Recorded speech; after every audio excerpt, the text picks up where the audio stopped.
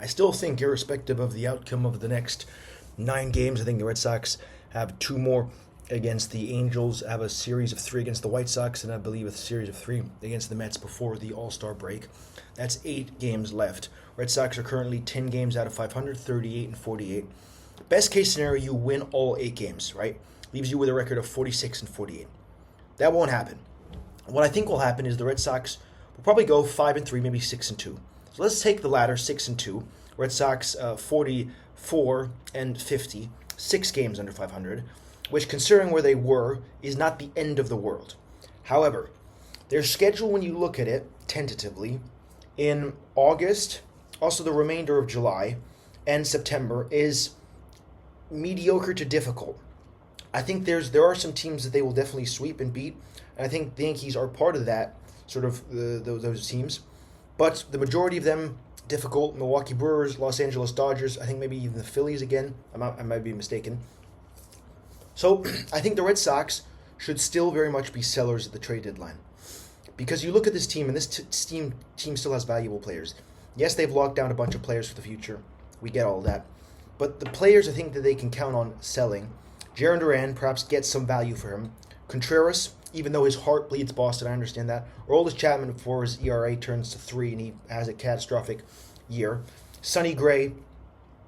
And then perhaps, I think definitely those 4, and then perhaps another one here or there. And get other low-value players in trade and draft picks or prospects. I think that's the goal. Red Sox have abundance of pitching.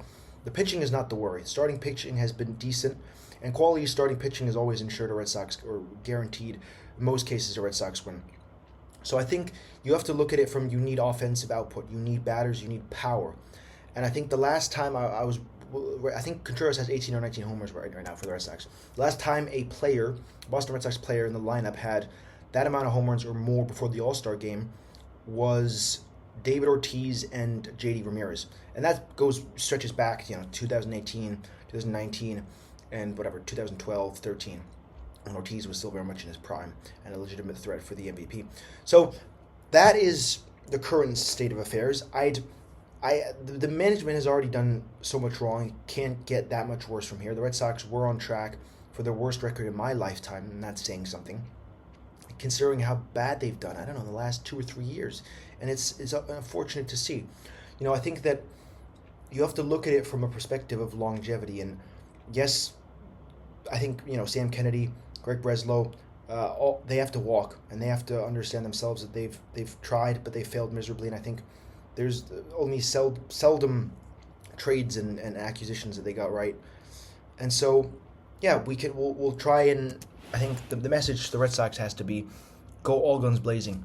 Give the youth the opportunity to play. Give them the experience and exposure they need to develop. And that means, Meyer. That means the shortstop whose name I'm blanking on. That means Eaton. That means all the young stars, all the promising players that could develop into big stars.